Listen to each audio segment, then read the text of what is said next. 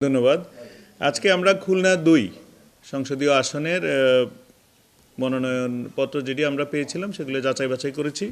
সেখানে আমরা 4টি মনোনয়নপত্র পেয়েছিলাম প্রার্থীদের। তো 4টি মনোনয়নপত্রের মধ্যে যাচাই বাছাই অন্তে সকলের উপস্থিতিতে 4টি মনোনয়নপত্রই বৈধ পাওয়া গিয়েছে, কোনো বাতিল আজকে ছিল না। আর ওভারঅল যদি আমি বলি, আমাদের খুলনা 6টি সংসদীয় আসনে টোটাল মনোনয়নপত্র জমাদানকারী ছিলেন 46 জন।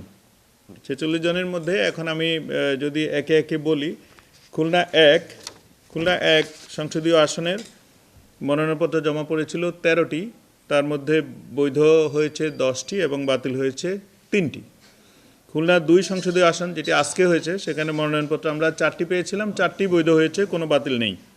খুলনা 3 যেটি রিটার্নিং অফিসার আলাদা ছিলেন, সেই খুলনা 3-এর তথ্য হলো সেখানে টোটাল মনোনয়নপত্র ছিল 12টির মধ্যে বৈধ পাওয়া যায় 9 জনকে এবং বাতিল হয়ে যায় 3টি মনোনয়নপত্র। তারপরে খুলনা 4 সংসদীয় আসনের টোটাল মনোনয়নপত্র আমরা পেয়েছিলাম 5টির মধ্যে বৈধ হয়েছে 4টি এবং বাতিল হয়েছে 1টি।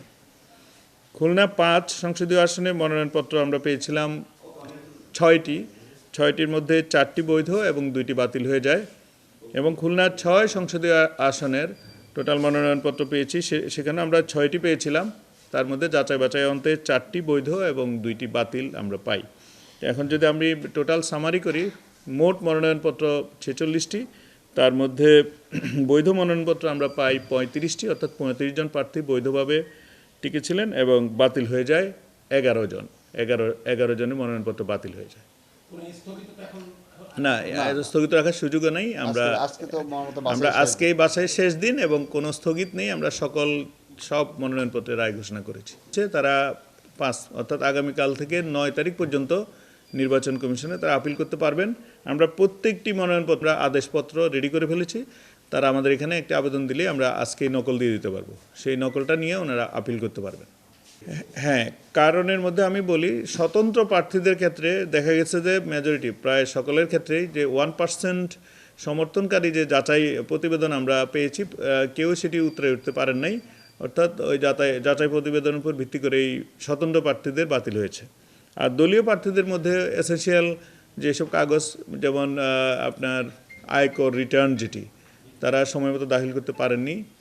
আর আরেকজনের ঋণ খেলাপিও পাওয়া গিয়েছে।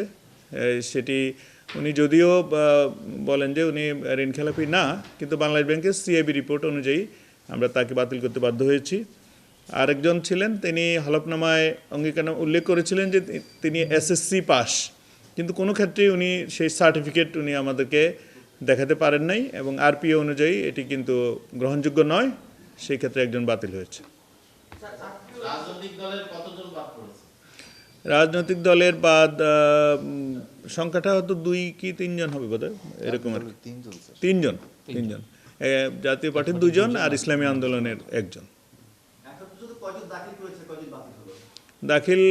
দাখিল তো আপনাকে বললাম, খুলনাতে টোটাল 46 আমরা পেয়েছিলাম, আর বাতিল হয়েছে 11 জনের, আর বৈধ হয়েছে 35 জনের।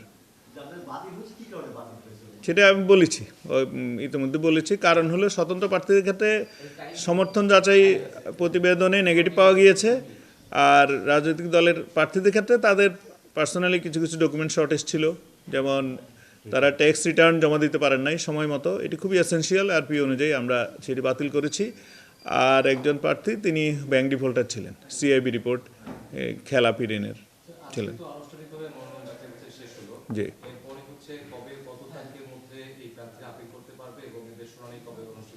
জি, এটি স্পষ্ট শিডিউল উল্লেখ আছে। 5 থেকে 9 তারিখ, 5 জানুয়ারি থেকে 9 জানুয়ারি পর্যন্ত তারা ইলেকশন কমিশনে আপিল করতে পারবেন। এরপরে প্রতীক বরাদ্দ হচ্ছে আগামী 21শে জানুয়ারি। সেখানে আমাদের প্রার্থীগণ প্রতীক বরাদ্দের জন্য আসবেন এবং স্ব ক্ষেত্রে তারা নির্বাচনী ইশতেহার পাঠ করে এখানে সকলের সামনে শোনাতে পারবেন 21শে জানুয়ারি।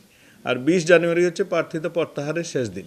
প্রার্থীকে স্বয়ং এসে রিটার্নিং অফিসারের কাছে প্রার্থীকে প্রত্যাহার করতে হবে। এই যে 10 থেকে 18 জানুয়ারি হবে।